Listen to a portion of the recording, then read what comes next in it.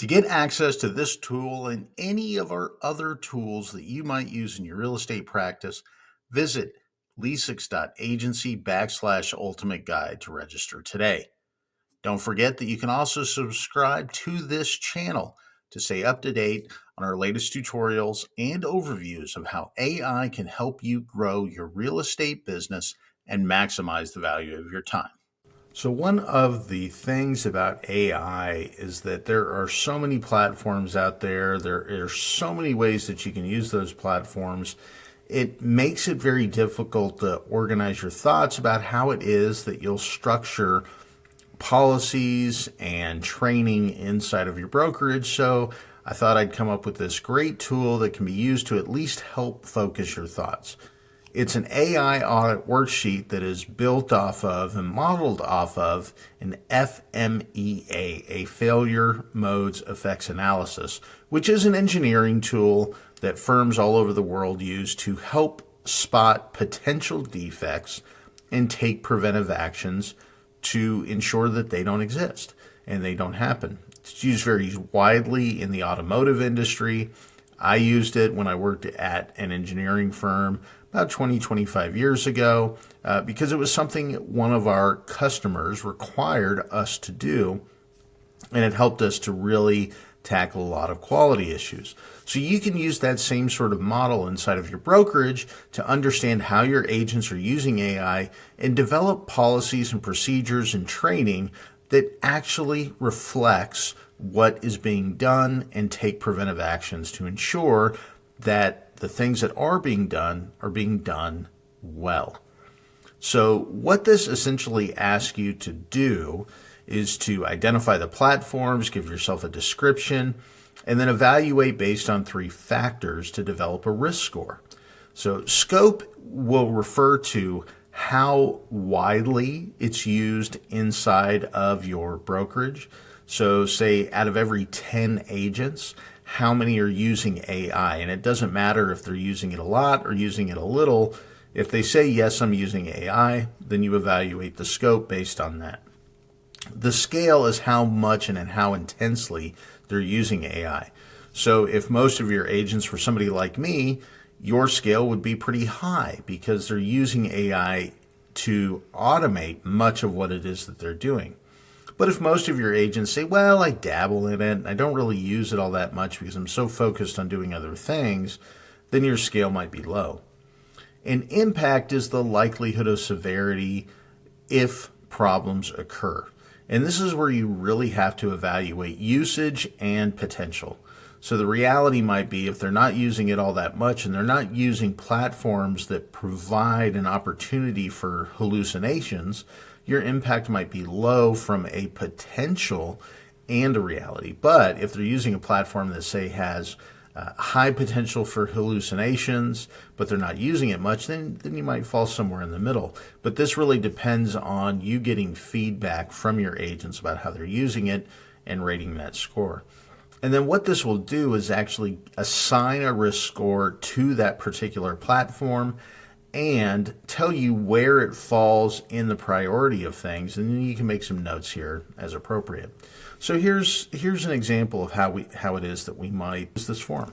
So we'll say the first platform is ChatGPT because that's what everybody knows, and we'll say the description is generally used LLM, widely adopted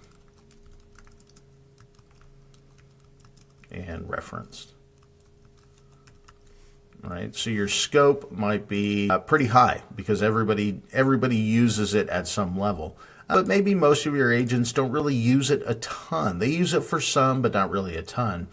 And based on their usage, you might say your impact is a 7. So your risk score comes to calculate at 252. There's no scale of that risk score in terms of this is a perfect score and this is an imperfect score. This priority here focuses relative to how many different platforms are being used and how those risk scores are affected.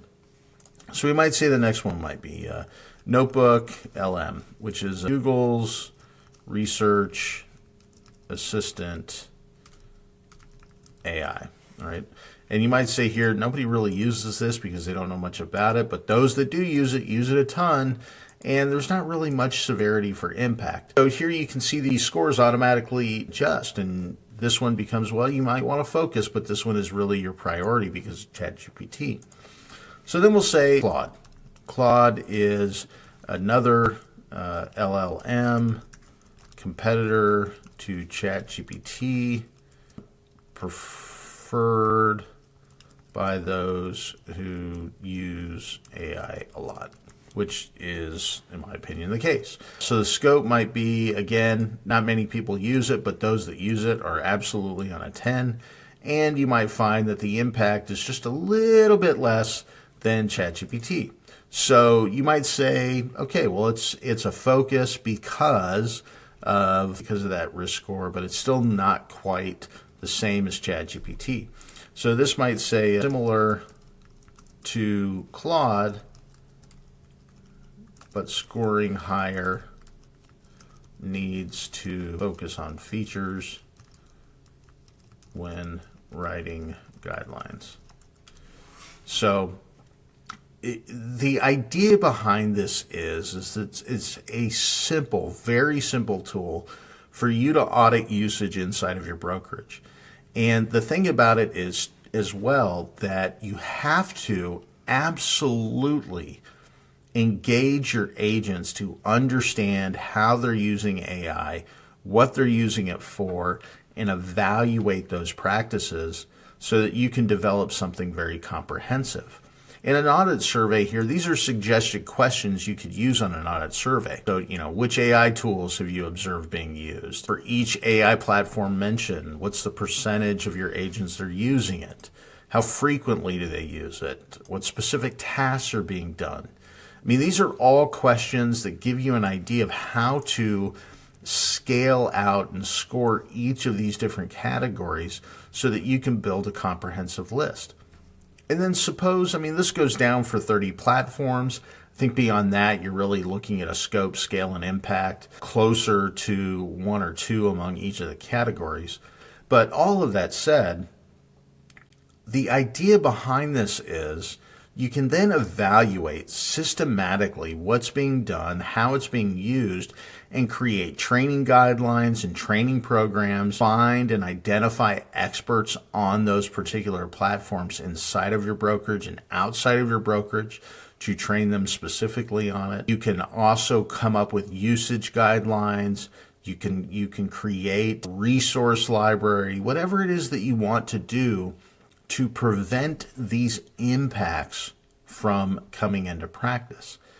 And again, there are a variety of different tools out there that are all very unique. Another one might be Midjourney, which is the gold standard of image generation, right?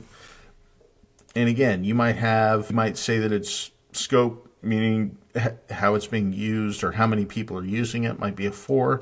And again, you might say those that use it quite a bit, but you also might say that there's a high degree of impact here because of the fact that it's creating images. So those images have to be very sensitive to the people that are seeing those images. They obviously have to be very compliant with various rules regarding fair housing because you don't want to even suggest discrimination. So here you can see the risk score is much higher, and you might even say there, focus on how images are being used in marketing. All right, so there's another example.